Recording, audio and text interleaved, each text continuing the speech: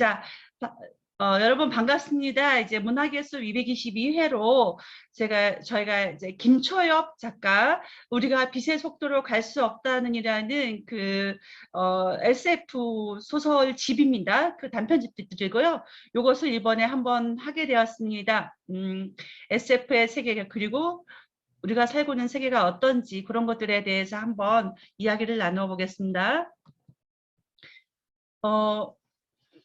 이 작가를 선택한 이유는 지금 한국 문학의 어떤 경향이나 젊은 작가들은 도대체 어떤 작가들이 요즘 이제 많이 활약을 하고 있나 관심을 갖다 보니까 이제 김초엽이라는 작가가 눈에 들어왔고요.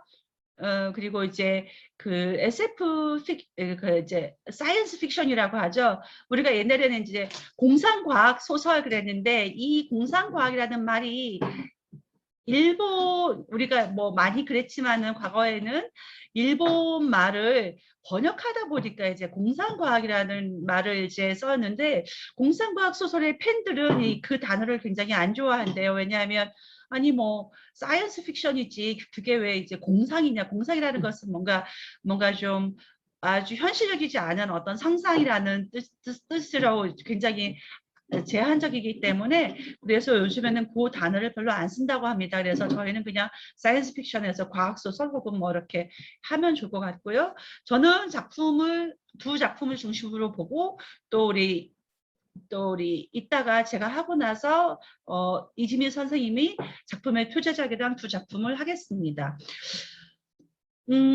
젊은 작가들은, 그리고 요즘 한국 소설이나 문학에서, 한국 문학에서 소설이나 시에서 어떤 작가들이 주로 이제 주목을 받고 있는가라고를 생각해 봤어요. 아까 이제 이길이라는, 정말 처음 들어보는, 아마 이름도 실명보다는 필명일 것 같아요. 그렇지 않아요? 이길이니까 뭔가 작가가 정말 시의 상황처럼 자기가 이제 어떤 학창 시절을 되게 불우하게 보냈다면 그런 모든 것들을 좀 극복해서 좀 어떤 좀 잘 살아내야 되겠다는 뜻으로 그렇게 하지 않았을까라고 한번 필명을 상상해 보고요. 나중에 한번 찾아봐야 되겠어요. 그래서 이제 그런 식의 작가들이 어떤 새로운 경향의 시를 쓰는 것처럼, 소설도 이 젊은 작가들은 특히 우리 사회의 지금 현상, 그런 이제 전에 보니까 이제 김초엽이라는 작가도 지금 팬데믹 코로나 현상에 대해서도 뭐 짧은 소설을 쓴 거를 봤어요. 그 제목은 기억 안 나는데, 그 팬데믹에 대해서 여러 짧은 작품들을 묶어낸 책도 이제 본 바가 있거든요. 그런 것처럼 지금의 상황을 가장 잘 담아내는 것들이, 그리고 지금 사회의 어떤 현상과 징후들을 가장 잘 읽어내는 것들이 젊은 작가들이 아닐까 생각을 해봅니다. 그랬을 때요, 그동안 우리 이렇게 뭐 문학의 숲에서도 많은 작가들을, 여기에서 제가 이제 언급한 몇몇 작가들을 대부분 만나봤습니다. 그 중에서 뭐 안 만난 작가들도 있지만 앞으로 차차 또 만나게 될 거라고 보고요. 특히 이제 퀴어 동성애 쪽 부분에서는 특히 이제 박상영 작가의 작품집을 저희가 봤죠. 대도시의 사랑법이라는 소설을 읽고 있고, 김봉원이라는 작가는 잘 나가다가 너무 자기 사실을, 주변에 있는 사실들을 소설에 고스란히 옮겨서 말썽이 나가지고 이제 작품 활동을 당분간 못하지 않을까 싶은데, 어쨌거나 이제 큐어 작가들이 꽤 이제 주목을 받아왔던 그런 부분이 있고요. 저는 큐어보다도 더 큰 대세로, 흐름으로 이제 지금 오늘날의 한국 문단에 자리 잡은 게 바로 이제 여성주의라고 봅니다. 분차 제가 하는 거를 조금 사진을 몇 차례 캡처해 주세요. 네. 그래서 그런 여성주의에서, 여성주의는 뭐 조남주 작가로부터 이제 이제 82년생 김지영 하면서 굉장히 많이 또 이제 주목을 받았는데, 이게 경향이 조금 어느 정도 하다가 끝날 거라고 생각했어요. 그렇지만 더더욱 더 이제 정치 사회적 문화적 현상과도 맞물려서 당분간도 계속적으로 이제 하나의 트렌드가 되지 않을까라는 생각도 해봅니다. 그래서 이 작품 저희가 지금 이번 문습에서 만날 작품도 김치엽도 우리 지민 선생님이 좋은 여기 정확한 용어를 이따 발제 자료를 해서 말씀해 주실 때 테크노 페미니즘이라는 용어가 있더라고요. 이따가 말씀해 주실 것 같은데 그래서 테크노 페미니즘이라는 것도 있구나. 어찌됐건 이 작품을 이렇게 보면은 조금만 이제 유심히 봐도 그게 굉장히 이렇게 페미니즘과 맞닿아 있다. 그렇게 보여지고요. 그 다음에 뭐 조남주, 그 다음에 이미상이라는 작가가 있더라고요. 제가 그 뒤에 이제 잠깐 하는데 많은 작가들이 그런 여성주의적인 작품을 썼다라는 것 그런 것들을 볼 수 있고요. 그리고 이제 그거 외에도 실질적으로 이런 이제 페미니즘을 표방하지 않더라도 요즘에 한국의 젊은 작가들은 여성 작가들이 약진하고 있다라고 보여집니다. 지난번에 읽었던 어, 누구죠? 그 남자 작가? 갑자기 생각이 안 나네. 또 말을 하려니까. 그 작가를 빼고는 그 대부분 여성 작가들이 많이 약제를 하는데요. 그 다음에 이제 김혜란, 황정은, 김금희 작가들은, 김혜란이나 황정은, 김금희, 조남주는 다 저희가 봤던 작가들이죠. 그리고 이제 최은영도 봤었고, 그런 작가들이 약진을 하고 있는데, 정세랑은 그 드라마로 되게 알려진 여러분 알고 있는 드라마 있죠? 보건교사 아는 영. 맞아요, 맞아요. 역시 보영쌤 오늘 되게 많이 도와주시네. 그 책이 그렇게 또 재밌대요. 또 그 되게 드라마도 진짜. 재밌게 읽었어요. 네, 저도 아, 봤어요. 보영쌤 책을 많이 보셨네요. 요즘에 잘 나가는 근데 책들을 많이 보셨으니까. 정세랑 작가 재밌었어요. 가볍고 재밌고. 예, 그래서 정세랑 작가도 많은 작품들이 굉장히 요즘 주목받고 있고요. 정세랑 작가의 한 작품도 우리가 진미 선생님이랑 말씀을 나눴나? 어쨌거나 거기도 페미니즘적인 그런 작품이 하나 있더라고요. 그래서 굉장히 우리가 좀 주목해 볼 만하다. 그리고 왜 그런 현상이 있는가? 요번에 우리가 이제 보궐선거에서도 약간 그런 현상이 하나의 그걸로 나왔는데 한번 생각해 볼 만하다 그러고요. 소설뿐만 아니라 시 분야에서도 굉장히 이제 역할들을 많이 하고 있다라고 보여집니다. 어, 그래서 이제 저는 작년 이제 문학과 지성사에서 개간지로 소설 보다라는 거를 이제 개간으로 내는데 작년 겨울에 그러니까 바로 전저번 거죠. 그때 이제 여자가 지하철 할 때라는 작품을 보고 굉장히 좀 충격적이고 슬펐어요. 이것도 역시도 슬펐는데 여성들이 일상적으로 겪는 어떤 폭력에 대해서 혹은 두려움과 공포에 대해서 이 단편 소설에서 굉장히 잘 그려냈더라고요. 그래서 이제 여자가 지하철 할 때 이런 작품이라든지 그런 것들이 굉장히 중요한 경향이고 하나의 우리 그걸 잡아가는구나라고 생각을 했습니다. 저는 오늘 우리가 이제 김초엽의 그 사이언스 픽션 그 과학 소설을 읽게 되는데 저는 정말 초등학교 때 책을 진짜 많이 읽었어요. 초등학교 때 책을 많이 읽었는데 선생님들은 혹시 불사판매 주식회사라는 SF를 아십니까? 저는 정말 이것도 너무 뚜렷해. 저는 초등학교 기억이 잘 없는데 초등학교 한 5학년 정도에 이거를 본 것 같아요. 그래서 학교에 이제 엄청 시골 지금은 이제 폐교인 학교거든요. 그러니까 엄청난 시골 학교인데 이제 뒤에다가 이제 학급 문고 뒤에 이제 문고판 책들이 쫙 있었는데 그때 이제 SF 책들이 조그만 책들이 쫙 있었어요. 근데 그때를 다 읽었거든요. 다 읽었는데 뭐 그다음에 셜록 홈즈 이런 거랑 다 읽었는데 그 중에서 SF에서 이 책을 보고는 불사 판매 주식회사라는 걸 보고는 충격적이었어요. 충격적이었는데 굉장히 이것도 디스토피아라고 생각을 했고 아예 어떤 이제 이렇게 사람이 죽음이 없는 거예요. 죽음이 없고 우리의 영혼을 이렇게 팔아넘기는 그런 이제 회사가 있는 거죠. 굉장히 자본주의적 시스템인데 이거를 그래서 아까 찾아봤더니 1956년도에 미국 작가가 쓴 소설인데요. 요게 보면은 몇몇 컨셉이 이제 앤서니 허킨스가 나온 그 영화에도 차용됐다고 해요.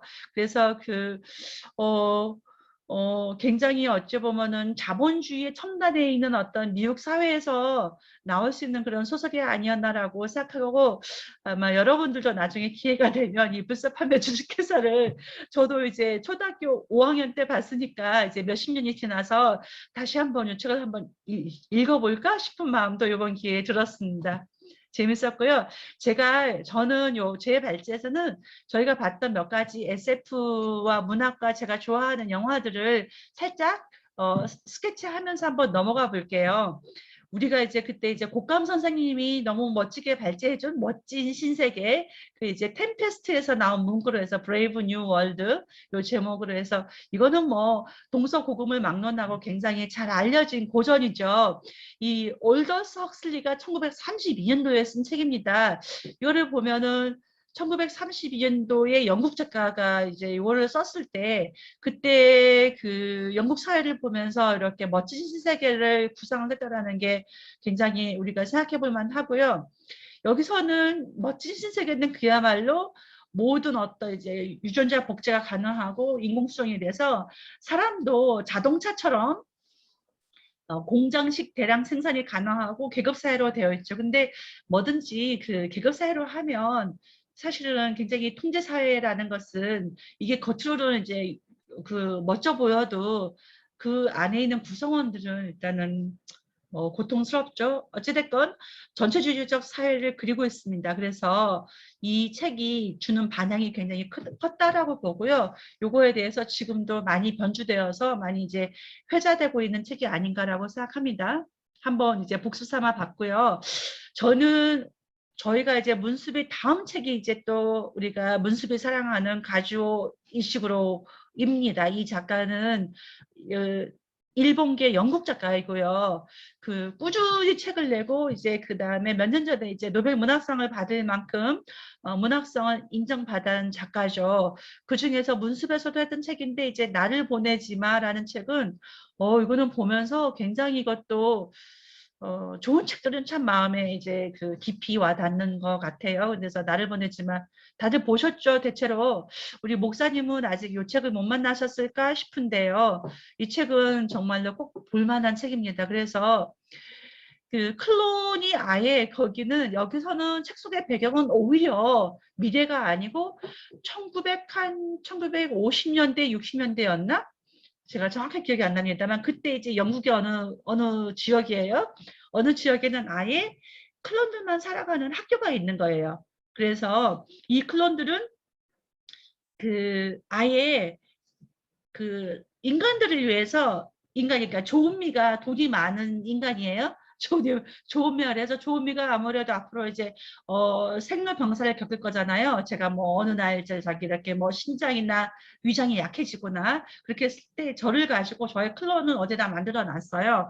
만들어 놓으면 이 클론은 거기서 잘 자라고 있어요. 잘 자라고 있다가 제가 어느 날 제 장기가 좀 안 좋아. 제가 너무 술을 퍼먹어서 장이 나빠졌어요. 그러면은 그 간이 나빠지면 그 클론이 수술을 해서 그 간을 저한테 떼주는 거예요. 그래서 그 클론들은 저랑 똑같은 조미의 쥐가 있는데 그 클론은 저를 위해서 아예 거기서 생활을 하면서 그 대기하고 있는 거죠. 그래서 그걸 이제 기증한다라는 표현을 쓰는데 이걸 보면서 너무 이것도 슬프죠. 그리고 이제 클론은 그러니까 저를 복제한 조미 2는 어찌 보면은 저랑 똑같은 사람일 텐데 같은 이제 정신력과 모든 걸 다 가졌을 텐데 제가 필요에 따라서 그 사람의 저의 복제품의 그 장기를 적출해내 가지고 이제 쓰는 사회를 만든 소설이잖아요. 그래서 어떤 우리가 과학기술이라는 것은 저는 그 사이언스 픽션이 그런 거라고 생각합니다.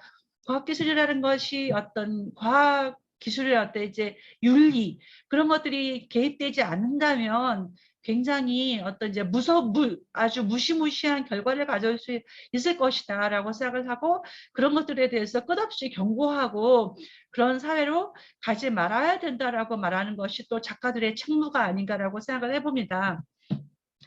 우리가 근래에 읽었던 책이죠. 그 올 봄이었나? 증언들 굉장히 또 이거는 때 증언들이 사이언스 픽션이었나? 사이언스 픽션 맞고요. 증언들에서 이제 뭐 사이언스 픽션 하면 막 여기 이제 김초엽의 소설처럼 막 우주 여행을 하고 뭐 복제를 하고 뭐 어떤 세계만 있는 것이 아니라 어떤 우리가 도래하지 않은 이제 미래 사회를 그리는 것들이 다 이제 넓은 부류에서 사이언스 픽션이라고 분류어지겠죠. 그랬을 때 그 증언들에서는 2050 몇 년도의 그 관점에서 이제 과거에 있었던 일을 이제 복귀하는 건데, 이 길리어드라는 나라는 그 이제 핵전쟁 이후에 모든 것이 피폐해졌을 때, 뭐 자원도 피폐해지고 막 이렇게 했을 때, 근데 그 사회에서는 그 이제 이렇게 여성들을 억압하는 그런 계급 사회, 그 전체주의 사회를 아주 섬뜩한 방식으로 그려내고 있죠. 그래서 SF 문학이기도 하면서도 굉장히 우리 현실과 또 맞닿아 있는, 그러면서 어떤 가상의 세계이면서도 가상 같지 않은 그런 식의 세계를 보여주고 있습니다. 결과적으로 SF라는 것은 어떤 세계, 우리가 상상하는 어떤 세계들을 보여주는데, 그런 것들을 우리가 봤을 때 우리가 실제 바로 존재하는 세계는 아니지만 이런 걸 상상했을 때 굉장히 어떤 독서를 하거나 이런 재미가 있으면서도 우리한테 경종을 울려주는 그런 측면이 있겠죠.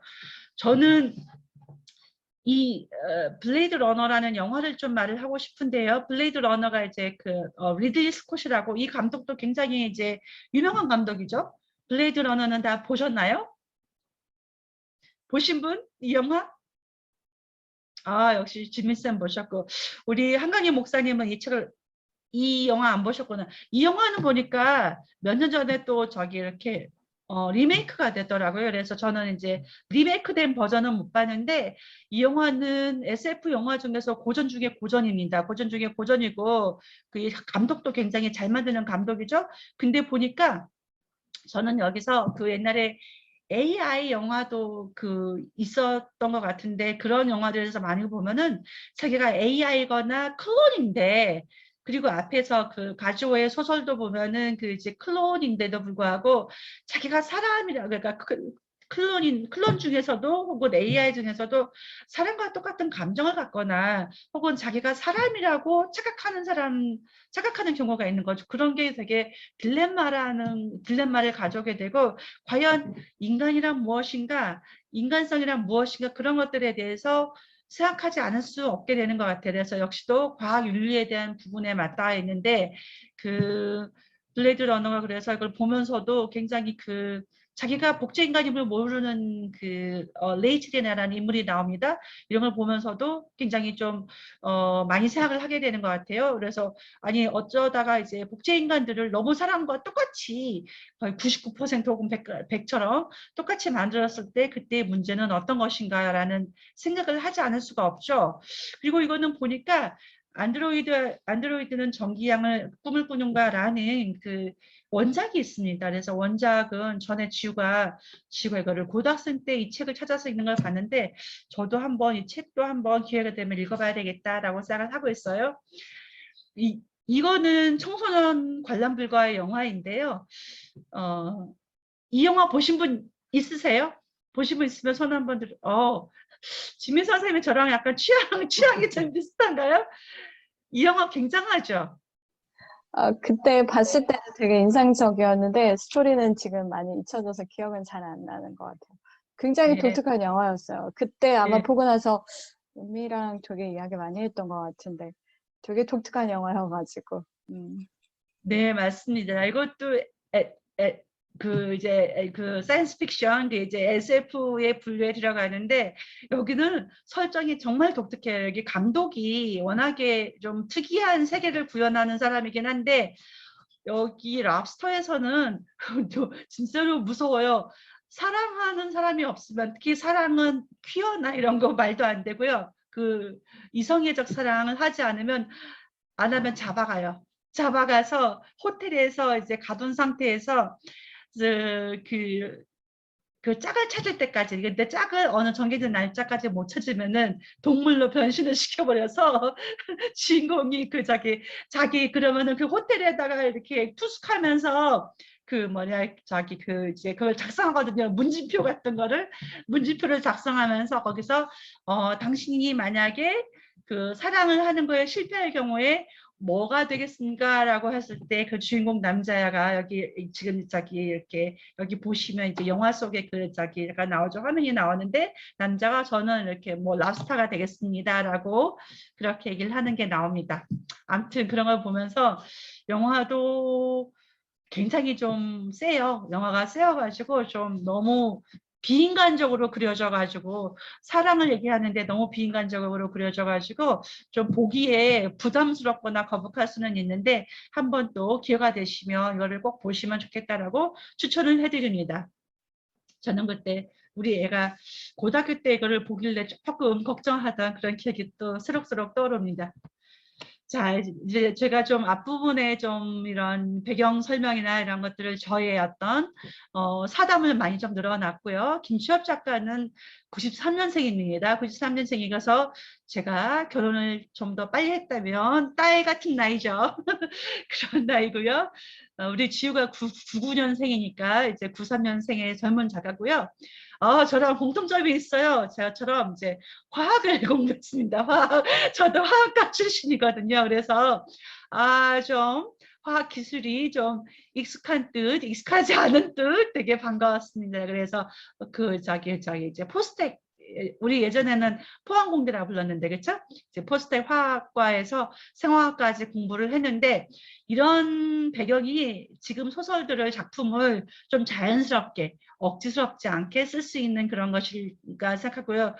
만약에 과학기술에 대해서 전혀 모르면 사이언스 픽션에서 무슨 기술 얘기하는데 막 전혀 황당한 얘기를 할 수도 있잖아요. 그런데 이제 잘 쓴 것 같습니다. 그래서 그런데 이 작품들을 여기다가 작품이 몇 개가 수록돼 있던가 지금 저희가 보는 책은 이제 단편집이죠. 단편집인데 수록작들이 쭉 보면은 하나, 둘, 셋, 넷, 다섯, 여섯, 7개의 작품이 수록돼 있는데요.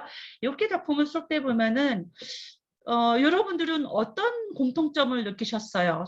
저나 이제 지민 선생님도 말씀해 주실 텐데 주인공들이 거의 여자예요. 주인공들이 거의 여자이고 아버지 혹은 남성은 잘 없거나 주변적이에요. 주변적이고 그래서 사실 소설이라는 게 좋은 게 뭡니까? 작가가 쓰고 싶은 대로 쓰는 거죠.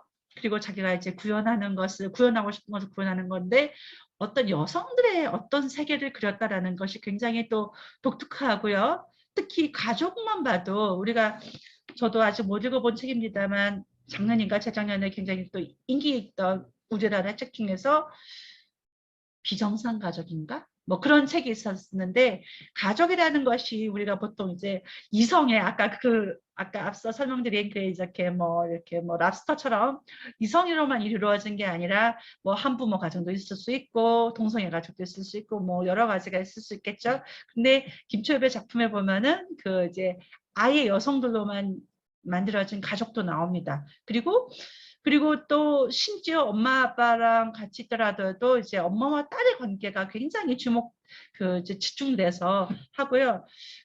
이제 관내분실이라는 작품을 제가 소개해 드릴 텐데 여기에서도 엄마와 딸의 어떤 대를 물리면서 하는 그런 관계들 그리고 순례자들은 왜 돌아오지 않는가에서도 자기가 똑같은 결함을 가진 딸을 낳는 과학자 얘기가 나오죠. 그런 게 나오고 그리고 사실은 현실적으로 뭐 과학의 영역에서는 아직도 남자들이 더 많겠죠.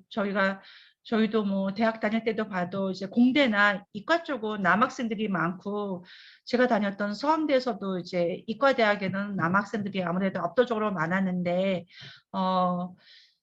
그러다 보니까 저가 대학 시절에도 굉장히 어떤 이제 문과적 감성을 가지면서 맨날 이렇게 짧은 치마 입고 과학관을 왔다 갔다 하는 모습이 그래서 학교에서도 주목을 받았던 것 같아요. 갑자기 그 생각도 나는데 아무튼 이제 여성 과학자 혹은 여성 우주인들이 계속 나옵니다. 그래서 그런 부분도 자체가 우리가 이제 과학자들은 주로 남성이라는 생각을 자꾸 선입견이 있기 때문에 굉장히 새로운 것 같아요. 새롭고 특히 이제 엄마나 할머니, 이모 이렇게 지칭되는 중년 여성들도 과학자로서 굉장히 약진을 한다거나 인류를 대표하는 그런 역할을 한다는 것도 보면서 그것도 비단 젊은 여성뿐만 아니라 심지어 중년 여성조차도 그런 기회를 갖는다는 걸로 설정하는 것 자체가 김쇼비라는 작가가 굉장히 어떤 이렇게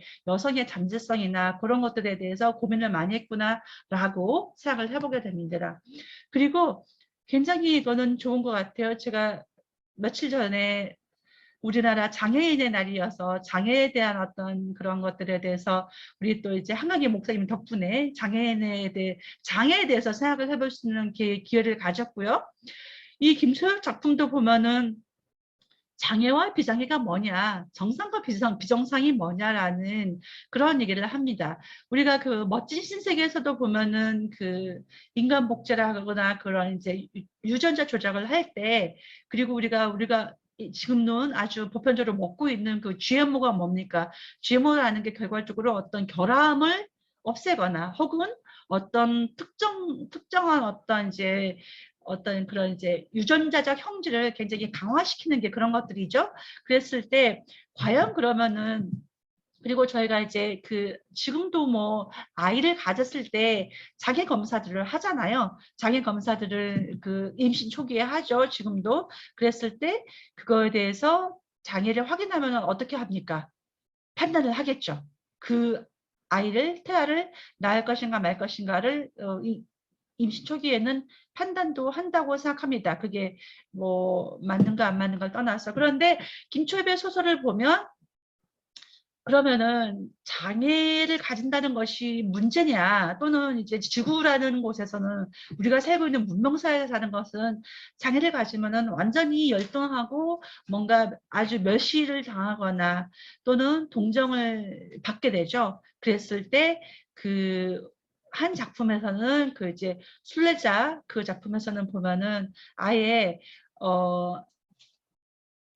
장애로 인식하지 않는 식인인류들이 사는 어느 마을을 설정하고 있어요. 그래서 그 마을에서는 서로의 존재를 배제하지 않습니다. 그러나 그에 반해서 지구라는 곳에서는 비개조인이라는 단어를 쓰이는데, 아예 개조가 안 됐던 그 원래 사람들이 사는 그 도시에서는 당연히 뭐 이렇게 이렇게 얼굴에 엄청 커다란 이제 이렇게 뭐 흉터가 있거나 그렇게 하면은, 아니 왜 저런 거를 미리 개조하지 않았을까라고 하면서 동정하거나 차별을 당하죠.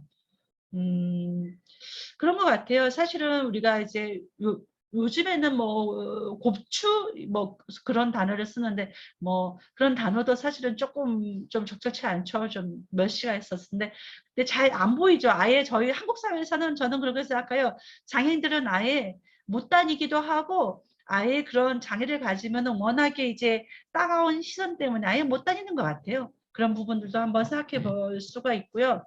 또 김철배 작품 세계에서 재밌는 것은 감정을 선택하는 세계다라는 게 있는데, 우리가 종교 우리 기독교인들도 여기서 많고, 아마 기독교인들도 우리 문수분들 중 많은데 종교를 가진 분들도 있고 뭐 없는 분도 있을 텐데, 그 보면은 그 약간 좀 사이비 그런 종교 중에서 뭐 이렇게 뭐 천국에서의 그 완벽한 그 뭐지 그런 이제 에덴 동산이 구형됐을 때 거기는 장애도 없고 뭐 그런 이렇게 불로장생을 하는 그런 게 나오잖아요. 맞나요, 목사님? 그랬는데 왜 여호와의 증인들도 그런 것 같아요. 저희가 최근에 이제 여호와의 증인 작품들 읽었는데, 거기서는 어쨌거나 고통과 슬픔이 아예 없는 그런 이제 또는 장애가 없는 행복이라는 그런 세계가 있을 수 있는데, 그런 세계가 주어지면 살겠습니까, 여러분은? 저는 안 살 것 같아요. 저는 아무런 어떤 슬픔이나 고통이나 또는 어떤 우울감이나 그런 것들이 커지면 당연히 견디기 힘들죠. 견디기 힘든데, 그렇지만 아예 그런 것들이 없이 그냥 매일마다 희낙낙하고 매일마다 맛있는 것만 먹고 그렇게 하면은 그 상황에서는 살고 싶지 않을 것 같아요. 오히려. 그래서 감정을 선택하는 세계가 나오는데, 감정의 물성이라는 작품도 아예 노골적으로 여기서는 부정적인 감성을, 사람들이 너무 다 잘 살 수 있는데 어떤 사람들은 누군가 이제 어느 제품을 출시하는데, 거기서는 이 제품을 곁에 두면은 그 감정을 자기가 느끼게 하는 그런 것도 있습니다. 그래서 그러면은 사람들은 선택을 했을 때 왜 부정적인 감정을 선택하기도 하는가라는 부분에 대해서 그런 이제 사이언스 픽션의 세계에서 한번 생각해 볼 만한 그런 부분이라고 생각합니다. 굉장히 재밌죠? 그런 부분들이 저는 재밌게 봤고요. 작품을 보면은 제가 조금만 더 빨리 할게요. 순례자들은 왜 돌아오지 않는가라는 작품은 이 소설집의 맨 처음에 실린 작품입니다. 그래서 맨 처음에 실린 작품이고요. 잠시만요. 자, 이 스크린을 캡처해달라고 한 거. 네. 그래서 순례자들은 왜 돌아오지 않는가라는 것을 보면은 여기서 보면은 소설 읽으신 분들은 알 텐데 간단히 말씀드리면 어쨌거나 순례를 그러니까 여기 주인공은 이제 데이지라는 소녀인데요. 데이지는 어느 마을에 살고 있어요. 저는 이 마을을 보면서 제가 옛날에 읽었던 무라카미 하루키의 어떤 일각수의 꿈이라는 소설도 다시 읽어봐야 생각하는데 그런 다른 세계 여기서는 그 마을은 역시 특히 지구가 아닌 지구 바깥의 어느 마을로 보여져요. 그 마을에 살고 있는데 이 마을은 너무 평화롭고 아름답고 고통이 없고 그 갈등과 고난과 전쟁이 있는 지구에 비해서 마을은 평온한 곳이에요. 그리고 사람들은 아주 행복합니다. 그런데 이 행복한 마을에 사는 아이들은 18세가 되면은 성년이 되면은 지구를 시초지라고 불리는 자기네들이 원래 있던 마을이겠죠. 그 시초지라는 곳을 다녀와야 돼요. 다녀와서 시초지에서 1년의 시간을 보내는데 시초지에서 갔다가 안 돌아오는 사람들이 태반이라는 겁니다. 그러니까 절반쯤은 안 돌아오더라. 그래서 아니 도대체 이 마을은 너무 평화롭고 좋고 시초지는 너무너무 불행하거나 문제가 많은 곳인데 왜 안 돌아올까라고 데이지는 질문을 하게 되면서 자기는 18세가 되지 않았는데 자기가 한번 가보는 것으로 이제 이 소설이 전개가 됩니다. 그렇게 하는데 여기서 재밌는 것은 마을의 창시자, 마을은 이제 개조된 인간들이 살고 있는 곳인데요. 창시자는 또 2명의 여성이에요. 우리가 이제 성경이나 여러 가지 아니면 여러 가지 전 세계에서 많이 퍼져 있는 신화 이런 데서는 어느 나라의 신화들은 이제 여성이 창시자인 것도 있죠.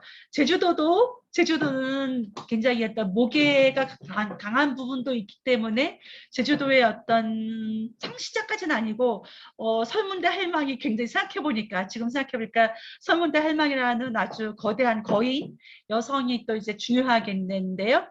이 작품에서는 2명의 여성이 이 마을이라는 세계를 창시합니다. 그래서 여기에서는 폭력이 없고 시와 노래와 축제가 있는 그런 아름다운 마을이에요.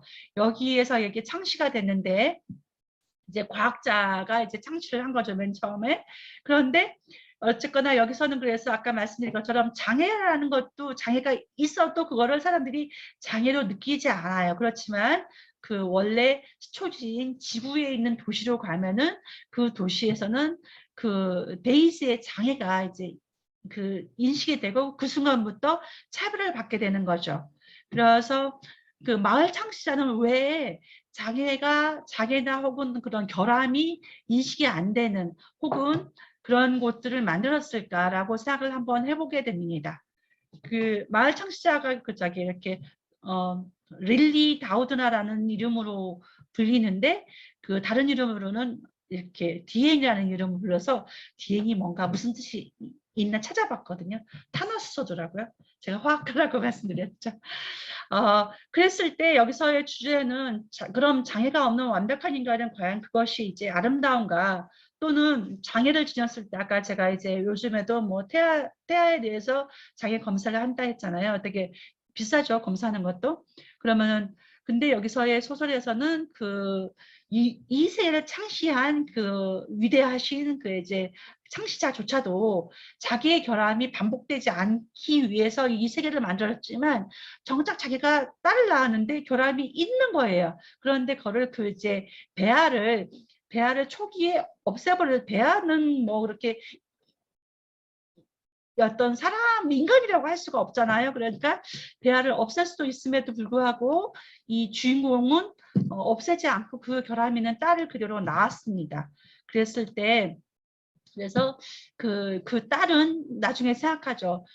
자기 엄마, 자기를 만들었던 이렇게 릴리는 자신의 삶을 중요했지만 자신의 존재는 증오하지 못했다라고 생각합니다. 그래서 굉장히 중요한 아주 생각해볼 만한 작품이 아닌가라고 생각합니다. 그리고 어떤 여기 보면은 그 지구에 남는 왜 그러면은 이렇게 좋은 세상을 놔두고 좋은 마을을 놔두고 지구에 그 고통이 있는 지구에 남는 사람들이 있는가라고 했을 때 그 데이지너가 깨닫게 되는 것은 지구에서 1년 동안 지내면서 사랑하는 사람을 찾게 되는 경우가 있는 거예요. 성인들이 그렇게 됐을 때 그 지구에서의 그 고통스러운 곳이긴 하지만 사랑하는 사람과 함께 그걸 견디자, 같이 맞서자, 그 삶을 선택하는 사람들이 있구나라고 데이지가 알게 됩니다. 이 소설은 이런 작품이고요. 그 다음에 이제 관내분실에 대해서 간단히 말씀드리겠습니다. 관내분실은 마인드를 보관해서 고인을 추모하게 할 수 있는 도서관이라는 곳이 있는 그런 이제 그런 상황을 설정하는데요. 이거는 저는 보면서 꽤 가능할 수 있다라고 생각을 합니다. 왜냐하면은 우리가 사람의 총체가 뭘까요? 우리 마인드, 영혼의 총체가 뭘까라고 생각하면 저도 이제 나이가 50이 넘으니까 언젠가 죽는 날이 올 테죠. 그런 것들이 또 요즘같이 세월이 빠르면 진짜 한 뭐 7, 80대고 또는 이제 90도 되고 하는 것도 잘 살면 금방이지 않을까라는 생각도 해보는데 그렇게 됐을 때 죽는 순간에 또는 이제 노년이 됐을 때 떠올릴 수 있는 게 우리 정말 선생들과 같이 이렇게 문학의 숲에서 참 좋았지라는 것들 또 우리 사랑하는 친구들과 몇 가지 그런 추억들을 가지고 저가 어디론가 이제 떠나겠죠. 그렇게 됐을 때 사람은 결과적으로 어떤 기억의 총체가 아닐까라는 생각을 해봅니다. 그랬을 때 이 소설에서의 상황은 어쨌거나 그 고인이 삶에서 중요한 어떤 기억들이나 그런 것들에 대해서 그걸 모았을 때 고인의 형상이 그 남아있다라는 거죠. 그래서 그것을 만날 수 있게 되는 그런 이제 도서관이 특수한 그 도서관이 있는 겁니다. 그래서 그렇게 되고요. 그래서 근데 여기서 그래서 자기가 살아생전에는 자기한테 너무너무 좋은 엄마가 되지 못했던 자기 엄마에 대해서 나중에 이제 그 딸이 그 엄마를 한번 찾으러 가봐야지 했더니 정작 엄마가 그 속에서 도서관 안에서 분실이 된 상황이에요. 그러다 보니까 갑자기 엄마를 찾는 일이 급해졌는데 이 소설은 좀 서사가 굉장히 어떤 전통적인 플롯이라고 생각합니다. 이렇게 말씀드리는 것은 좀 멜로드라마적인 서사가 있다. 그러니까 딸이 엄마가 죽고 나서야 엄마에 대해서 또 딸도 자기 엄마처럼 똑같은 입장 그러니까 딸이 지금 결혼을 했고 임신을 하게 돼요. 그러니까 임신을 하게 되니까 자기도 이제 이제 아이를 갖고 엄마가 되는 입장이 되죠. 엄마가 되는 입장이 되니까 사실 임신 초기에 되게 불안하고 좀 우울하기도 하고 하잖아요. 그랬을 때 자기를 낳았던 엄마를 좀 이제 이해해 보려고 하는 그런 노력을 하게 되는데 그 과정에서 자기 엄마에게 중요했던 게 뭘까라고 해서 그 돌아가신 엄마의 그런 이제 기억의 총체에서 중요한 게 뭘까라고 생각했을 때 그 엄마는 뭔가 자기 정체성 그러니까 사회생활을 하고 누군가의 엄마와 누군가의 어느 그런 이제 가족에서 그런 이제 역할로 불기 전에 그 이은하라는 엄마 고유의 그런 정체성이 있었다라는 것을 딸이 알게 되고 엄마에 대해서 이해한다라고 말을 하게 됩니다. 그래서 보면 이제 엄마에 대해서 마지막 문장이 이제 엄마를 이해해요라고 이제 그렇게 되는 거죠. 그랬을 때 여기서도 그래서 관내분실은 그런 마인드들이 만날 수 있는 도서관을 상징하고 있지만 결과적으로 여기서 말하고 싶은 것은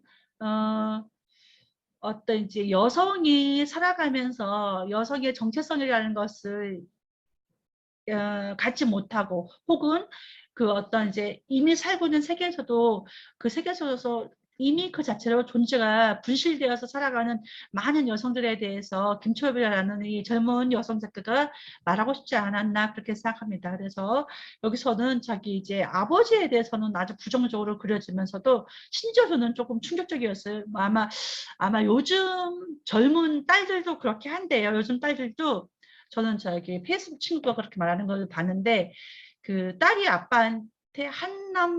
한남이라는 말도 쓴대요. 그래, 되게 그거는 좀 충격적이죠. 여기서도 아버지에 대해서 아버지를 아빠라고 잘 부르지 않고 딸들이 아버지를 그냥 이제 이름으로 호칭하더라고요. 그래서 그런 거 보면서 좀 그런 부분들에 대해서 많이 생각해보게 되었습니다. 결과적으로 여기 김철배 소설들에서도 결과적으로 이제 특히 이제 관내분실도 그렇고 인간이란 무엇이며 이게 이제 소설가 김현수 씨가 요런 작품들에 대해서는 언급을 하셨더라고요. 인간이란 무엇이며 인류는 무엇이어야 하는가라는 질문을 할 수밖에 없는. 그리고 제가 이제 오늘의 제 발제에서는 이제 전반적으로 많이 알려져 있는 이제 SF 소설 SF들에 대해서 몇 가지 소개를 드렸는데 결과적으로 많은 작품들은 하고자 하는 말은 인간이란 무엇인가 또는 인간성이라는 것은 무엇인가 그런 것들에 대해서 큰 질문들을 던지는 것이 아닌가 생각을 해요. 그래서 이런 부분들에 대해서 수렴하는 지점이 있다고 보여지고요. 저는 이 정도로 요까지 조금은 시간을 또 잘 못 지켰습니다. 죄송하고요. 그리고 제가 이 정도까지 하고 이어서 우리 진미 선생님께서 멋진 발제를 해주겠습니다. 일단은 우리 진미 선생님을 하면서 이제 박수 한번 치겠습니다. 짝짝짝. 자, 저는 잠시만요. 공유를 중지하고 네.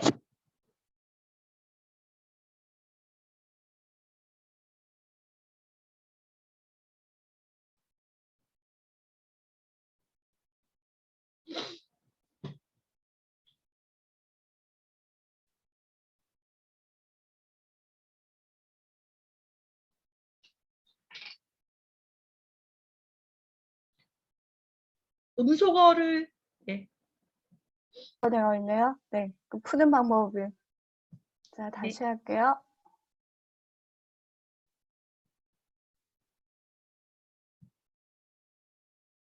네, 이제 화면이 보이시죠? 잠시만요. 슬라이드 쇼 처음부터. 네, 제가 오늘 이거 할 거는 우리가 빛의 속도로 갈 수 없다면 이라는 단편이랑 나의 우주 영웅에 관하여 이 두 작품을 이제 하게 됐고, 이걸 읽다 보니까 제가 얼마 전에 읽었던 칼 세이건의 코스모스에서 우주가 얼마나 광활하다는 단어로 다 표현하지 못할 만큼 처음 이 책 읽었을 때 은하의 개수 그리고 규모 이런 걸 알고 굉장히 속이 울렁거렸던 그런 거랑 같이 생각이 났는데, 어쨌든 이 소설의 제목이 빛의 속도로 갈 수 없다면이잖아요. 그래서 이 빛의 속도라는 것이 사실은 스피드 속도에 관한 것이 아니라 시간을 재는 어떤 속도라기보다 엄청난 먼 거리를 재는 그런 단어라는 거, 그거를 같이 한번 이야기해보고 싶었고, 그 다음에 이제 여기 이제 우주가 배경인 소설이 많기 때문에 실제로 이거는 이제 소설이 아니라 픽션이 아니라 이거는 정말 칼 세이건 코스모스에 나는 팩트인데, 우주에는 은하가 대략 1000억 개가 있대요. 그러니까 1000억 개라는 게 저는 얼마나 많은지 가늠할 수 없을 만큼 큰 그런 숫자인데, 그러니까 우리 태양계와 같은 은하가 1000억 개가 있고 그 은하마다 평균 1000억 개의 별이 있대요. 그래서 10의 22승이 얼마나 되는지 저는 잘 모르겠어요. 근데 정말 굉장한 그런 크기라는 거, 규모라는 거.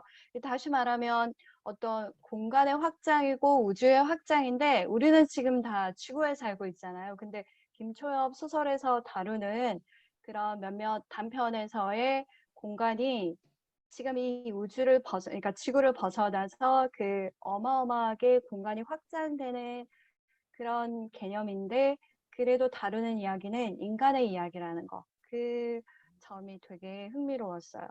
그래서 얼마나 이제 한지 이거 제가 이제 숫자로 이해할 수가 없어서 글에 보면 이미지가 되게 많더라고요. 우리 은하의 크기나 규모나 뭐 나이나 이런 거 이렇게 이제 해본 거고, 이제 실제 소설로 들어가면 이 SF를 아까 은미가 자세히 잘 설명을 해줬는데, 소설이 다 SF 소재예요. 그래서 사이보그가 나오거나 인체를 변형하는 이야기 또는 개조하는 이야기, 우주로 여행을 가는 이야기 또는 인공지능, 가상현실, 감성공학 다 새로운 기술의 혁신적인 발전을 소재로 다루고 있고 실제 지금 현재 우리 사회에서 조금씩 아마 그 변화되고 있는 그런 기술적인 발전도 있을 거고 아니면은 그 앞으로 미래에는 가능한 그런 소재도 있을 거예요. 근데 이 소재들은 굉장히 혁신적이지만 이 소설이 다루고 있는 이야기는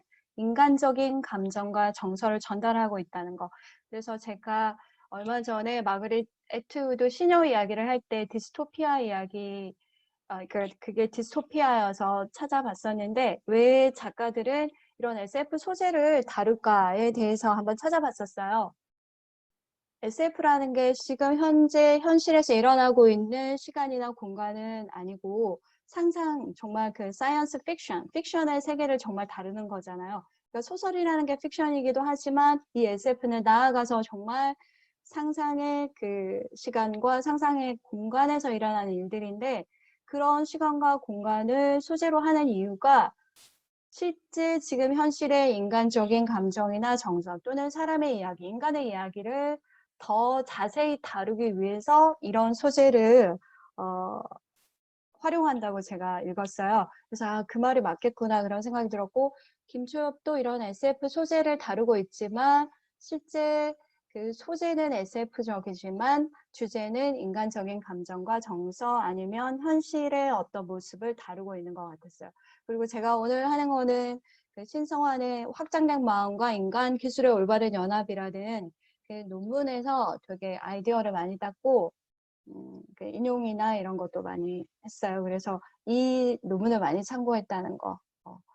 그리고 이거는 뭐냐면 그 한겨레 21에서 김초엽 작가랑 그 한 명 그 아까 우리 현대 지금 현재 많은 활발한 그 활동을 하고 있는 어떤 최은영 작가였나?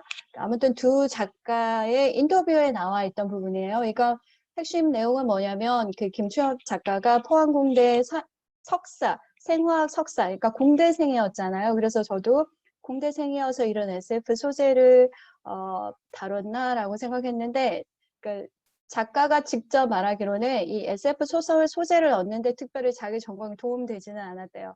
그러니까 과학 전공을 해도 이 말이 맞을 것 같은데 자기 전공은 생화학이기 때문에 그리고 그 아마 생화학 중에서도 자기가 전공하는 분야가 아마 있었을 거라고 생각해요. 그래서 자기 전공 말고는 잘 모르니까 그 전공으로 배운 부분은 소재화하기가 또 더 어렵대요.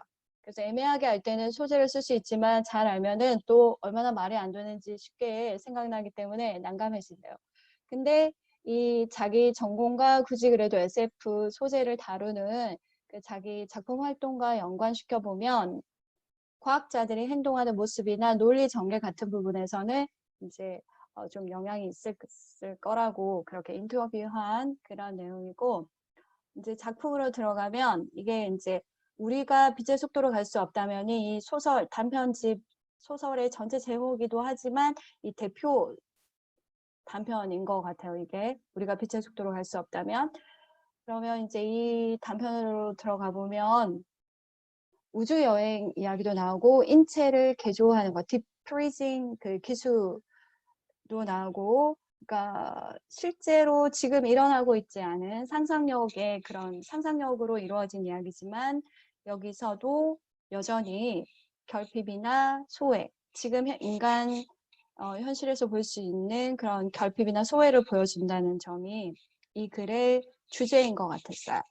그래서 그 기술로 인해서 다시금 상기되는 그 제가 읽어보고 형광펜으로 다 강조한 부분만 언급하고 가도 잘 이해하실 수 있을 것 같은데 인간 문제들, 즉 정상과 비정상의 기준, 이건 아까 은미가 앞에서 많이 여러 번 이야기했었는데 정상은 어떤 거고 비정상은 뭔지, 그리고 그러니까 약자와 소수자에 대한 인식, 그리고 젠더 불평등이나 차별, 그리고 타자성, 환대, 그리고 소외와 결핍, 그리고 경제가 가장 중요하다는 그런 만능주의, 이런 것들이 SF적인 소재 속에서 이런 주제들이 다뤄지는 것 같아요. 그게 김초엽 소설의 가장 큰 특징인 것 같고 제가 이번에 이 소설 읽기 전에 우리가 빛의 속도로 갈 수 없다면 그 제목을 정말 여러 번 많이 들었었거든요. 그리고 제목 자체가 SF적이잖아요. 우리가 빛의 속도로 갈 수 없다면 그 다음에 어떤 이야기가 이어질까라고 되게 궁금했는데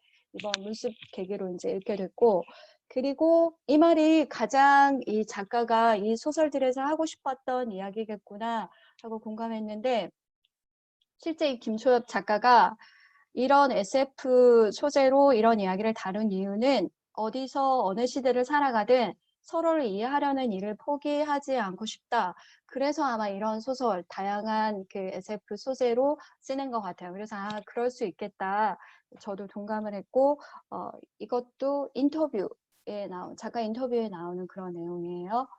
그리고 이제 이 소설로 들어가 보면 이제 다 읽으셨겠지만 소설의 시작은, 저 처음에 이 소설을 먼저 읽었었는데 그때는 이걸 내가 문습해서 발표를 해야지라고 생각은 하지 않았고 그냥 이게 대표 소설인 것 같아서 이거 먼저 읽었어요. 근데 그 처음에는 그 소재가 낯설어서 어떤 상황이지 하고 저한테 바로 이렇게 이해가 쉽게 되진 않았거든요. 일단은 그 우주 정거장에 안나라는 할머니가 있는데 그 쉽게 읽히지 않은 이유가, 저도 아마 그 아주 오랫동안 어떤 편견의 영향을 많이 받았을 수도 있어요. 왜냐면 많은 제가 SF 영화를 좋아하긴 하거든요. 거기에 보면 아주 뛰어난 과학자, 그리고 그 우주 정거장을 관리하는 대부분의 사람들은 남자이거나 젊은 남성인 그런 경우가 굉장히 많고, 이렇게 할머니 과학자들 되게 낯선 그 등장인물이잖아요. 그래서 그렇기도 했고, 거기에 나오는 용어들, 슬램포니아 행성, 디프리징 기술, 이런 것들이 좀 더 내가 집중해서 읽어야지 이해가 되는 그런 소재여서 그랬던 것 같아요. 그래서 두 번째 읽을 때 이제 이런 내용이구나 이해를 했던 것 같고, 그 소설의 시작은 이 할머니가, 안나라는 할머니가 우주 정거장에 이제 폐쇄가 될 그런 이제 시점에 이르렀고, 이 할머니를 지구로 데리고 가려고 우주 연방 소속 직원 남자라는 것 자체가, 이 남자가 일을 하고 있는 회사 자체도 굉장히 미래적이잖아요, 그죠? 그래서 이 두 사람이 그러니까 대화를 나누는 게 이 소설의 전개 방식이에요. 그리고 이 할머니 안나가 슬램포니아로 이제 가야겠다. 그리고 실제로 그 개인 우주선을 타고 가는 걸로 이제 끝이 나는데, 그 안에 이제 우리가 처음에 제가 이 소설의 주제인 것 같다라고 했던 그 사람의 이야기, 그걸 다루고 있는 것 같아요.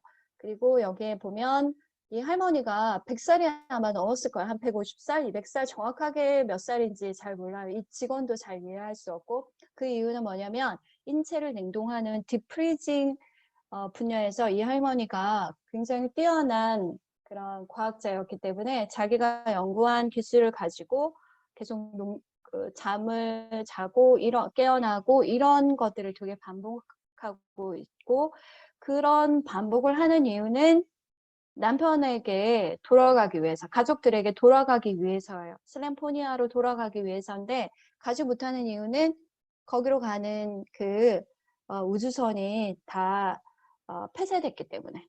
폐쇄된 이유도 우리가 이제 간단하게 살펴볼 건데, 그게 지금 자본주의 논리랑 상관이 있거든요. 그래서 우리가 빛의 속도로 갈 수 없다면 나오는 SF 요소들은, 그러니까 이해를 위해서 제가 흥미롭기도 했고 한번 찾아봤어요. 슬램포니아는 가상의 행성인 것 같고, 우주 정거장이라는 용어도 여러 번 나오고, 실제 배경이 우주 정거장이고, 그리고 프리징 기술하고 워프 버블, 웜홀, 이건 제가 코스모스 읽을 때도 재밌어서 한번 찾아봤었거든요. 그래서 이 세 가지는 여기 보면 실제로 크리오닉스라고, 이게 디프리징 기술이에요. 지금 현재 아마 뉴스에서도 봤는데 아마 이런 회사가 있는 것 같았어요. 그래서 지금 현재 의학 기술로는 내 병을 고칠 수가 없어서, 내가 사랑하는 가족이나 사랑하는 사람의 병을 고칠 수가 없어서 디프리징 기술을 이용해서 냉동 상태로 보관하고 미래에 이제 해동을 시키고, 되게 용어가 적합한지는 모르겠는데 그 병을 고칠 수 있게 하는 그런 건데, 아마 진짜 실제 이런 회사가 존재하는 것 같았고, 크리오닉스라고 하더라고요. 이제 이게 소설에서는 디프리징이라고 이렇게 나오고 있고, 그리고 이게 아마 예전에 이 소설에서 안나가 슬램포니아로 갈 수가 없었던 그 이유 중에 하나가 예전에는 워프 항법으로 갈 수 있었지만 그 워프 항법보다 훨씬 더 경제적인 그 웜홀을 통해서 우주 간 이동을 할 수 있는 그 웜홀이 발견되면서 예전에 사용했던 워프 항법이 아마 이제 더 이상 사용되지 않기 때문에 어떤 기술과 자본을 들여서 시간과 에너지를 들여서 슬램포니아로 갈 이유가 없어졌기 때문에 그래서 아마 할머니가 계속해서 자고 그러니까 일어나고 깨고 이런 걸 반복해서 거기로 가려고 기다리고 있는 거예요. 이 항법으로는 이제 더 이상 갈 수가 없기 때문에 웜홀로는 슬램포니아로 갈 수 없기 때문에 할머니가 계속 거기 있는 거거든요. 그래서 이런 것들이 SF적인 다른 소설에서 볼 수 없는 그런 좀 새로운 소재들이었고 그렇지만 이런 SF 소재지만 여기서 다루는 거는 우리 인간의 고독 그리고 소의 외로움을 다루고 있는 것 같아요. 그래서 처음에는 이 SF 소재가 바로 쉽게 잘 이해가 안 됐지만 이런 부분은 되게 눈에 띄었어요. 점점 더 우주에 존재하는 외로움의 총합을 늘려갈 뿐인 일에 불과하다. 이런 말들은 김초엽 작가가 뭐랄까 아무리 기계 기술 문명이 발전하고 우주로 아까 그 우주의 크기가 굉장했었는데 그 우리 인간들이 그런 우주의 그 영토를 식민지를 넓혀 가더라도 이거는 불변하겠구나. 인간이 느끼는 그 가질 수밖에 없는 어떤 고독이나 외로움이나 이런 것은 여전하겠구나 라는 그런 거에 대해서 이 작가가 되게 통찰력 있게 잘 표현한 것 같아요. 그리고 이 부분도 되게 흥미로웠는데 예전에는 헤어진다는 것이 이런 의미가 아니었어. 적어도 그때는 같은 하늘 아래 있었지. 이런 말 정말 많이 하고 살고 있잖아요, 사람들이. 같은 하늘 아래에 있다는 것만으로 노래도 많고 이런 표현을 굉장히 많이 하는데 정말 이 우주 시대가 만약에 열리겠죠. 제가 얼마 전에 트위터에서 Perseverance 그 나사에서 쏘아 올린 그 화성 무인 탐사선 이름인데 그게 저는 되게 흥미로웠거든요. 굉장히. 근데 아마 화성까지 가는 무인 우주 탐사선 그리고 아마 지금 탐사 활동을 하고 있을 거예요. 근데 아직까지는 기술이 유인 우주선까지는 불가능하잖아요. 근데 아마 무인 우주선이 가능하니까 아마 몇십 년 내로는 화성에는 사람이 갈 수 있을 거라고 그렇게 제가 어디서 본 것 같은데 어쨌든 그렇게 화성에 가더라도 그러니까 같은 행성 위에서 같은 대의를 공유했다는 그러니까 예전에는 그걸 같이 공유했지만 지금은 심지어 우주도 다른 데 있는 거예요. 그러니까 다 다른 우주에 살고 있는 거예요. 그러니까 한때는 가족, 그러니까 남편이고 아들이었지만 지금은 어떤 여러 가지 이유로 같은 하늘이 아니라 같은 우주에서조차 있지 않은 이런 거를 이렇게 재미난 게 아니라 좀 슬프죠, 진짜. 갈 수가 없으니까. 뭐 내가 티켓이 있어도 그쪽으로 가는 방법이 없으니까 못 가고 있는 거고. 그래서 획기적인 신기술이 상용화되고 상상하기 어려운 먼 우주까지 이동할 수 있고 인류의 공간이 급격하게 확장됐지만 우리 인간의 마음은 그만큼 확장되었다고 볼 수 없다라는 거. 그가 이제 여기서 볼 수가 있고 그리고 재밌었던 거는 이 우주 시대에도 자본의 경제성의 원리가 적용된다는 거. 그리고 아마 그 SF라는 소재가 그 미래적인 시간이고 미래적인 공간인 경우가 굉장히 많은데 그래도 이 SF 소재를 쓰는 작가는 지금 현재 여기를 살아가고 있는 작가이기 때문에 아마 지금 우리 사회에 우리 인간의 현실에서 일어나고 있는 많은 것들을 그 속에 넣을 것 같아요. 제 생각에는. 그래서 여기도 아마 그 자본주의 경제성의 원리 때문에 슬램포니아로 가는 그 우주선이 폐쇄가 됐다는 거. 그래서 그 소설의 한 부분에 보면 그 핵심이 계산기를 두드려본 우주 연방이 통보한 거지. 슬램포니아의 인구가 이미 독립적인 행성 국가를 유지하기 이제 충분하니까 더 이상 그 슬램포니아로 우주선을 보낼 필요도 없고 거기에 우주선을 보낼 경제성도 이제 에너지도 없기 때문에 더 이상 이제 보내지 않고 거기로 가는 우주선을 폐쇄한다라는 게 이제 경제성의 원리라는 거죠. 그래서 할머니가 아직 가족들한테를 못 가고 있는 거죠. 아마 그 남편이나 아들은 벌써 사망했을 것 같아요. 그래도 거기 그 옆에 묻히고 싶어서 가고 싶다고 그런 이제 부분이 뒤에 나왔고, 그리고 이제 이거는 주인공 안나가 제가 처음에 말씀드렸던 것처럼 여성 과학자라는 거. 그게 아마 김초엽 소설의 특징인 것 같아요. 이건 아까 은미가 아까 언급했었는데, 우리가 보통 그 과학자라고 하면 남성으로 다 이미지를 다 떠올리잖아요. 물론 실제 역사상에 여성 과학자가 있긴 하지만 수학자, 과학자, 그리고 아주 뛰어난 테크니션들 다 보면 남성의 수가 우월하게 많은 것 같아요. 그러니까 뭐 그런 이유는 아마 뭐 그 여러 가지 이유가 있을 것 같긴 해요. 하지만 이건 소설이기 때문에 김초엽 작가가 그 할머니 과학자를 이제 이 소설에 표현하고 있고, 그리고 김초엽 소설 그가 인터뷰를 보니까 그 자기 소설을 읽는 많은 독자들이, 그러니까 자기 소설 속에는 실제 여성 인물의 이름이 나오는 소설도 있지만 그 이름이나 성을 밝히지 않는 경우도 있대요. 그래도 독자들이, 자기 소설을 좋아하는 독자들이 아, 여기 주인공도 여성이겠구나라고 이제는 추측을 한대요. 그게 이제 김초엽 소설의 특징이어서 그런 것 같아요. 그래서 이제 그 여성이라는 점이 흥미롭고, 테크노 페미니즘은 테크놀로지랑 페미니즘이랑 결합한 그런 내용이고, 제가 간단하게 그 찾아보니까 저도 이번에 처음 알게 된 개념인데, 그러니까 테크놀로지라는 건 기술인데 우리 인류 역사에서 산업혁명이 일어나고, 그러니까 농업사회에서 이제 그 산업사회로 이제 넘어가면서 기술이라는 거, 테크놀로지라는 게 정말 비약적으로 발전했잖아요.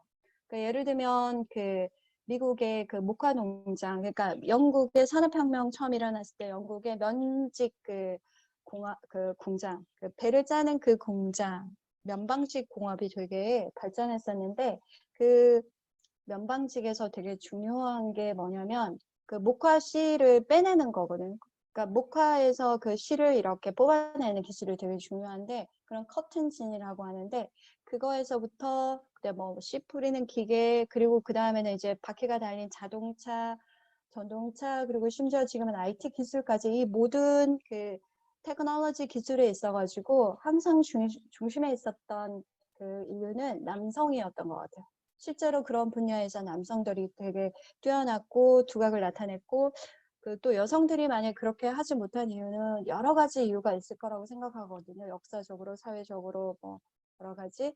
근데 이 김초엽 소설에서는 그 테크놀로지에서 아까 그 처음에 은미가 설명했던 그 사회 그 시초지가 있고, 그 거기로 순례자들의 제목 제가 정확하게 기억이 안 나는데, 거기서도 여성 과학자들이었고, 그 제가 좀 이따가 할 그 나의 우주 영웅에서도 여성 우주인이고 다 여성이라는 거. 그러니까 어떤 기술적인 면에서 굉장히 뛰어나고 업적을 남긴 그런 여성이라는 점이, 그러니까 이 소설에서 되게 눈에 띄는 그런 부분인 것 같고, 우리가 빛의 속도로 갈 수 없다면 이 소설에서도 아마 할머니가 그 망가진 그 청소 로봇도 할머니가 아마 고칠 거예요. 아마 드라이버 가지고 와가지고 그 직원이 아니라. 그런 점들이 되게 새로운 것 같아요. 그리고 이제 여기 이제 계속 할머니가 꿈을 꾸고, 그러니까 잠을 자고, 디프리징 기술로 잠을 자고 일어나고 또 자고 또 깨고 그런 걸 되게 반복하는데, 저는 이 부분 읽으면서 그 장자의 나비의 꿈이 생각났거든요. 그러니까 할머니가 굉장히 지금 오래 살긴 했어요. 150년 이상을 살았는데 이 말이 되게 의미심장했어요. 나는 내가 깨어있는 만큼만 살아있었다네. 그러니까 나이는 비록 굉장히 숫자가 많아졌지만 그 삶이라는 거, 살았다고 하는 거는, 할머니가 그 디프리징 기술로 잠을 자고 한 것은 할머니의 삶에다가 포함시키지 않는 게 되게 흥미로웠어요. 그리고 이 할머니가 잠을 자고 깨고 하는 이유도, 그러니까 기다리기 위해서 이렇게 하는 거야. 그러니까 뭐를 기다리는지가 또 주제 중에 하나잖아요. 그러니까 이 할머니가 뭐를 기다리냐면 슬램포니아로 언젠가는 갈 거라는 걸 기다리고 있는데, 그 결과를 확인하려고 계속 깨는 거예요. 그러니까 이 할머니가 하는 건 자고 깨고 자고 깨고, 한때는 굉장히 유명한 과학자였지만 그런 걸 지금 하고 있고, 그리고 승산 없는 슬램포니아로 날아간다는 거, 그런 것들에 대해서 생각해 볼 수 있는 그런, 그러니까 이 목표나 꿈이라는 게 지금 우리가 가지는 그 일반적으로 사람들마다 이제 꿈이 있고 목표가 있을 때인데 그거랑 굉장히 차원이 다른 그런 꿈을 가지고 있다는 게 되게 또 독특하잖아요. 그 내 우주가 아니라 다른 우주에 있는 슬램포니아로 나는 언젠가는 꼭 갈 거야라는 그런 꿈이 되게 새롭다는 거. 그래서 이 소설은 여기까지 할게요. 하고 그다음 대표적인 게 아마 나의 우주 영웅에 관하여 던 것 같아요.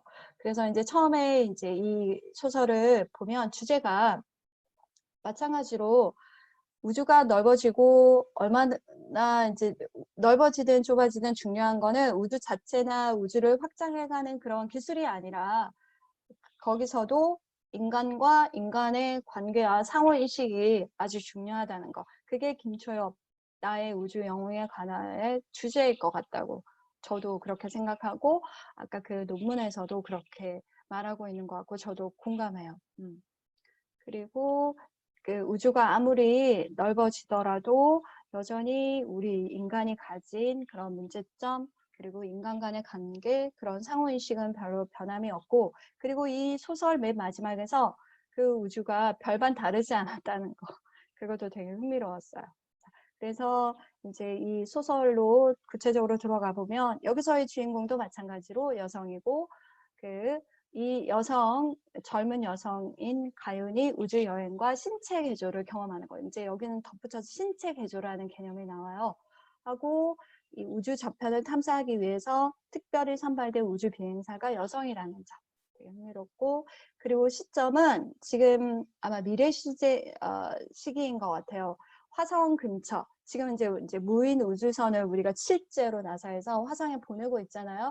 근데 화성 근처에서 블랙홀과 유사한 이제 터널이 발견됐고 이 터널 통로를 건너가면 이제 정말 인류가 그동안 보지 못했던 새로운 시공간, 새로운 차원의 다른 우주에 도달할 수 있을 가능성이 높은데 이제 거기로 가는 우주인을 뽑았고 거기로 이제 출발하는 거예요.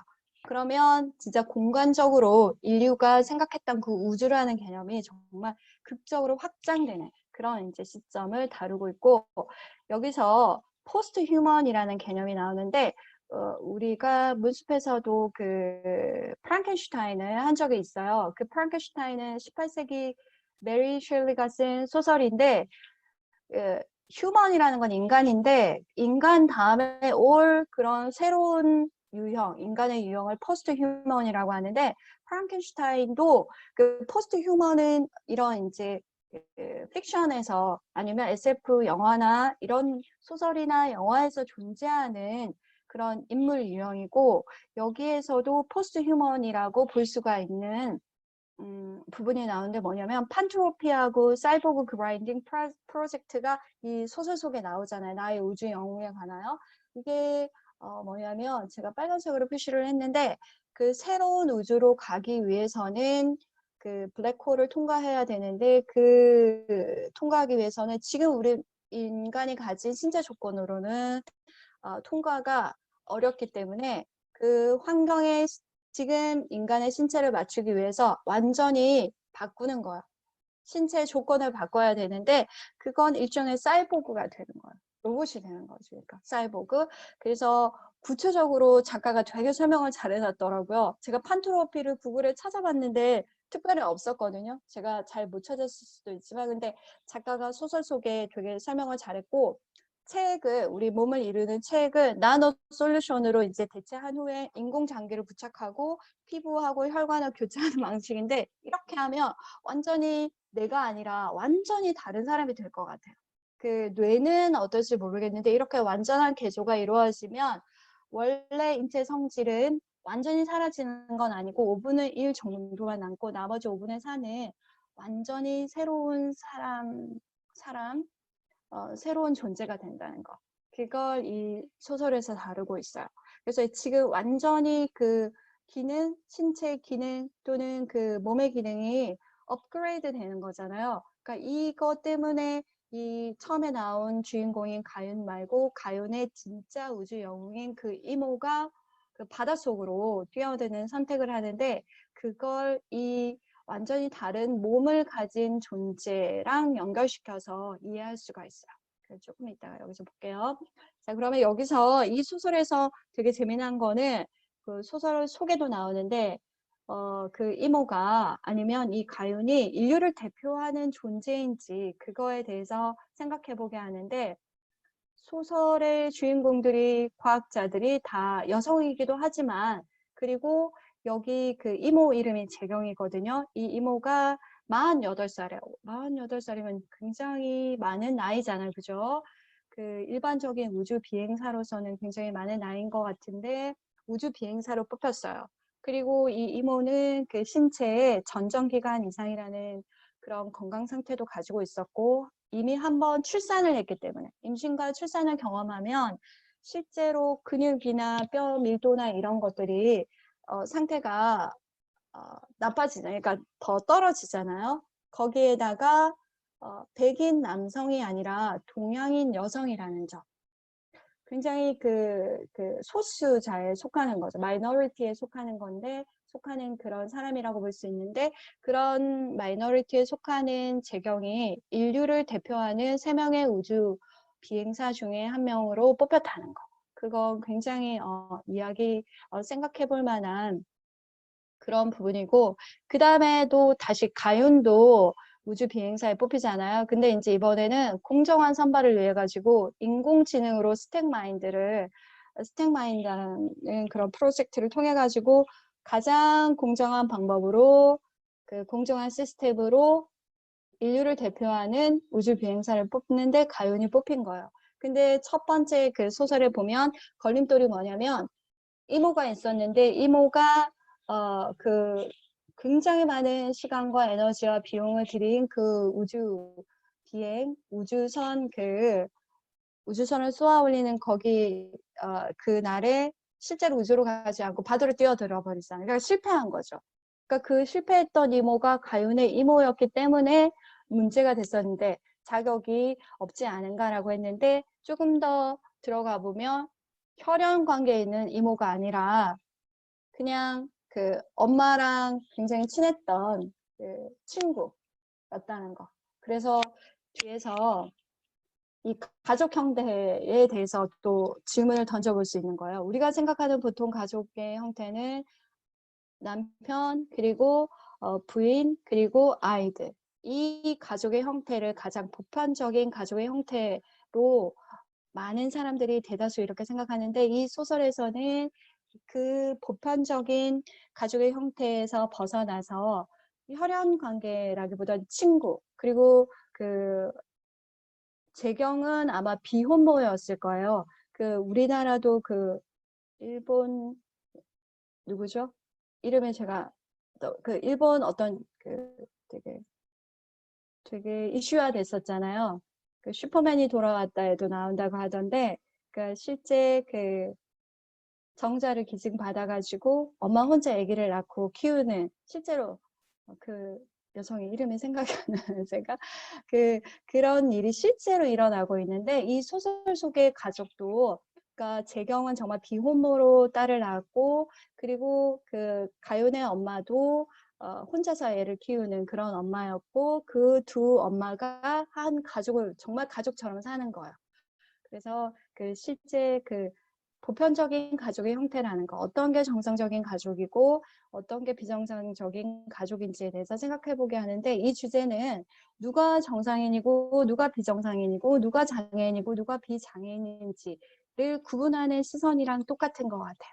그런 부분에 대해서 생각할 수 있고 그리고 이제 이게 마지막에서 두 번째 페이지인데 그 이모가 그 가윤한테 그 우주 영웅이 이모인데 이 이모가 왜 바다로 뛰어들었을지 그거에 대해서 이제 생각해 볼 수 있는데 일단은 항공우주국 입장에서는 굉장히 실패한 프로젝트이긴 했어요. 경제적인 면에서 굉장히 이제 바다로 뛰어들어서 찾을 수도 없었고 우주로 갈 수가 없었으니까.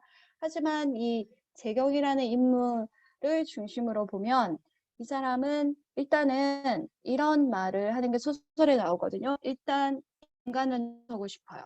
더 나은 몸을 가질 수 있다면 꼭 이대로의 몸으로 살아갈 필요는 없잖아요. 라고 주체적으로, 능동적으로 자기 자신에 대해서 생각했던 것 같아요. 그래서 우주, 다 이렇게 마련된 우주로 날아가지 않고 바다로 뛰어들거든요. 인어가 되는 거죠, 그러니까 우리가 생각하기에.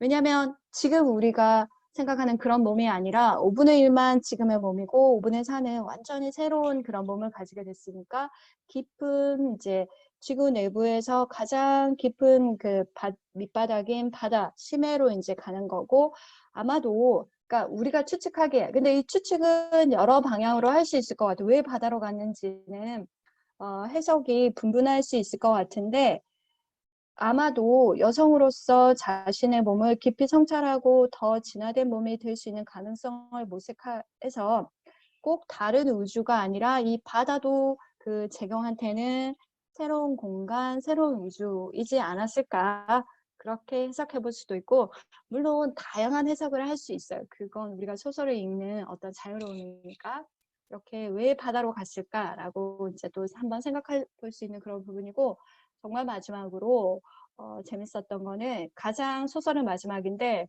그 신체 개조까지 하고 여러 가지 선발 과정에서의 잡음 이런 거 그리고 이모 그 재경의 어떤 과거 이런 모든 거를 다 극복하고 실제로 이제 가연이 다른 우주 그 모든 인류가 그 염원했던 다른 우주에 도착했는데 별다를 게 없었다고 한 부분이 조금 재밌었어요.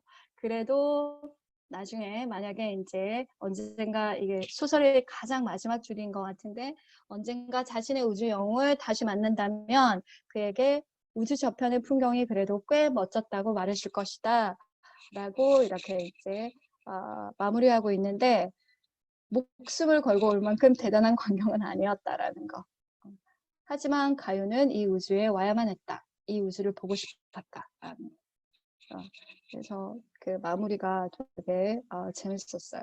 진짜 그럴 수 있을 것 같아요. 사실은 막 저도 생각해봤는데 그 마션이라는 영화도 되게 재미나게 흥미롭게 되게 봤었고 SF 영화 되게 좋아한다고 했는데 실제로 화성에 가고 태양계를 벗어나는 여행을 하고 저한테는 모험심이 좀 부족해서 그런지 굳이 그 인간 개조, 몸을 개조하면서 나는 갈 수 있을까?